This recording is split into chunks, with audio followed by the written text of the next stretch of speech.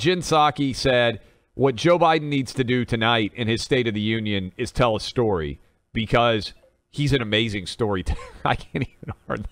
He's an amazing storyteller, she says. Listen. Giving a speech that even if it's 40 million people watch it, which is less than the Super Bowl, but still that's a huge number of people. That's a big opportunity for any president. It's the biggest speech of the year any president gives. But what he needs to do is tell a story. Joe Biden is an amazing storyteller. I mean, you sit in the Oval Office, Karine can tell you, and he can storytell for 6 hours. He needs to do that in the speech tonight. People aren't sitting at home and just like writing down data points, right?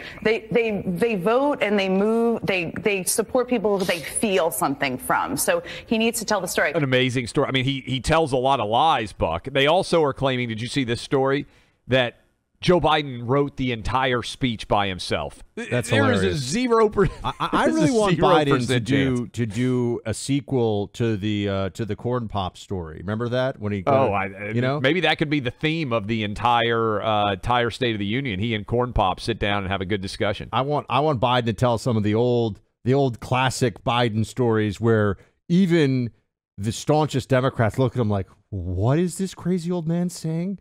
But tonight he's going to be hairy on legs, concert. Buck. The blonde hair, my hairy white legs, and the kids would feel the hair standing up on my legs. You guys all remember that? That was bizarre at a level that I still can't begin to fathom what he thought he was even talking about. But, he's president somehow. What would Biden's State of the Union actually sound like if he truly wrote every word in the State of the Union? I mean, I would love to hear that. That would be worth watching. I would make sure that I had a stiff drink with me and could kick back and I was ready to roll.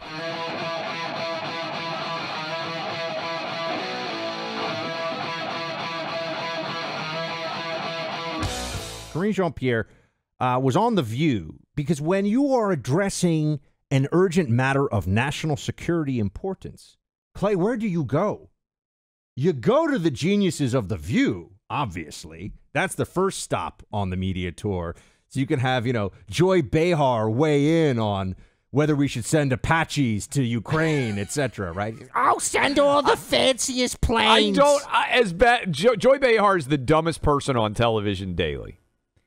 I don't know that she would be any worse analyzing information than Joe Biden is, which is really kind of scary.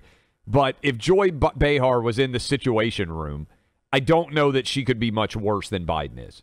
I have a before we get to The View, I have a real question for you. Something really bad. China invades Taiwan. Okay, yes. It's happening. The flotillas have mobilized. They're first on the way. Airstrikes have happened. It's on. And you only have a choice between Joe Biden answering that phone call on, the red phone, or Kamala Harris. Who do you prefer to answer that call if it were to happen, in the next year? Kamala Harris. Not because I think that Kamala Harris is in any way should be in the position that she is in. But I think that given the fact that she is, 58, I think she could synthesize information and competing arguments better than Joe Biden could, which could lead to a better result. I think I was actually talking about this, Buck, with my wife yesterday because we were talking about the balloon and her argument. I think it's a good one. She's like, I know Joe Biden is ostensibly the commander-in-chief. That is, the military officials have to come speak to him and say, Mr. President, here's what. I don't think that they speak to him and that he in any way is actually the commander-in-chief. So I think really the question here, Buck, is who is the military official? Who is the decider, right? What should happen is when we select a president, we are selecting the decider-in-chief. Whatever the toughest issues are in the world, they come to his desk. You've been in there for these briefings, Buck. You have a lot of smart people, this is true, who have elevated themselves inside of the government, and they will make the case, we should choose option A, Mr. President. And they will give you all the reasons why option A should be selected, then B and C. And they're all really good options. And the job of the president is to decide between several challenging options the best. He's the decider-in-chief. That's what scares me the most about Biden. I think you're right about the Kamala choice between the two. I think maybe Biden 20 years ago I would take over Kamala, but Biden I now, think that's true. I think Kamala is the right choice under that very, very frightening circumstance. They're both the wrong choice. Yeah. She's the best of She's two bad the least options. bad option of the two of them if that phone call were to come along. And then also on those kinds of briefings and those moments, one thing I will say, I'm very critical of the deep state and the apparatus and everything that goes on from the top level, whether it's FBI, CIA. There are freakishly smart people who can sit there and just tell you everything that you would ever want to know about every Soviet missile system devised in the last 50 years. Those people do exist in the CIA and the DIA, and, they're there. They're just not the ones that are, going for big photo ops with the president. They're not the ones that are appearing on NBC. They're not the ones that are, so just to be clear, there is that repository of knowledge that exists, but they're not involved in the political nonsense, and they're also not the ones who you'll be hearing about. The opposite of those super brilliant people that know a lot about a lot of things, and they just quietly do their work every day inside the intelligence community and inside the Pentagon and military intelligence, would be The View.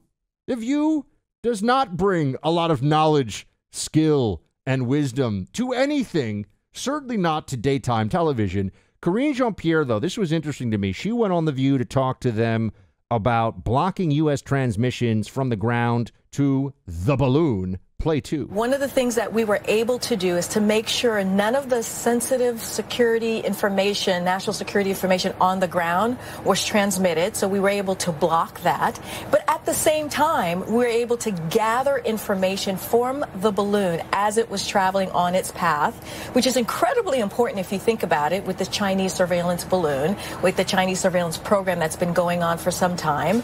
And then when the time allowed and it permitted, the president, who is also the commander-in-chief, as we all know, and when the balloon got over water, and as he had asked for the Pentagon to do, which is to take it down, they took it down. By the way, can we just say shoot it down? We shot it down. We didn't take it down like party streamers in the Office birthday setup. Like we shot it down. Let's just use the real terminology. I think so. We just gently glided it to the ground. But Clay, first of all, okay, so let's say we just take this at face value. They were able to block the transmission back to China. Were they able to block it the whole time? Are we to believe that they were just hovering there blocking the How long was that going? This went on for days, right? This thing doesn't move fast.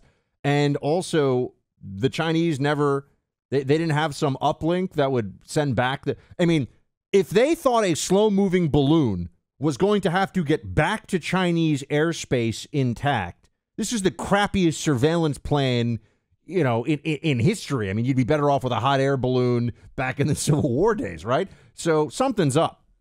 Well, not only that, what did China expect? We spend a lot of time talking about what we do, right? But a big part of this, to me, is figuring out what were China's motivations. I asked the question earlier, Buck, where did China launch this from?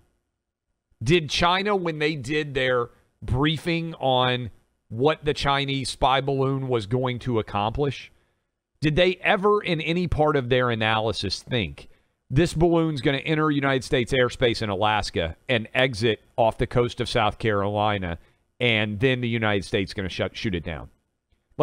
What did they think? My expectation would have been, if I were China, the United States is going to shoot this thing down over Alaska as soon as it significantly enters airspace, right? I think the story of the Trump thing may be true, but I think they were kind of probing. Hey, do they notice if we go into Hawaiian airspace a little bit? Hey, do they notice if we go into Florida airspace a little bit?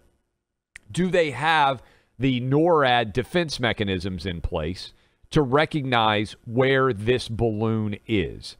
I think that was their test. I don't think they ever expected that it would go all the way across the entire continental United States. And so I suspect that they adjusted the game plan. They were like, okay, well, we're in Montana. Why don't we go over this Montana airfield? And then we're going to drift down. I think they thought that this thing would get shot down. So if that's what they thought was going to happen, What is their analysis right now in China of what took place? To me, it looks like, the United States defense mechanisms are not very strong.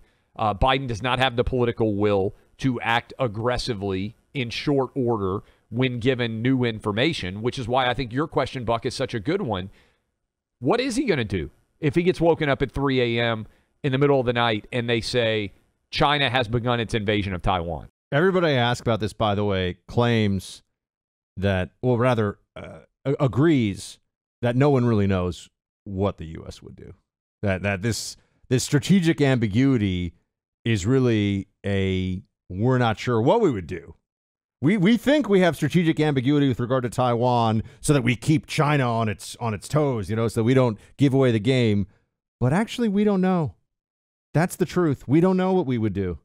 And Buck, here's the other question. What are Biden's top advisors going to suggest to him to do? Because if my wife's right, and basically Biden is commander-in-chief in name only, then whomever those top military advisors are, whatever their recommendation is what Biden is going to do.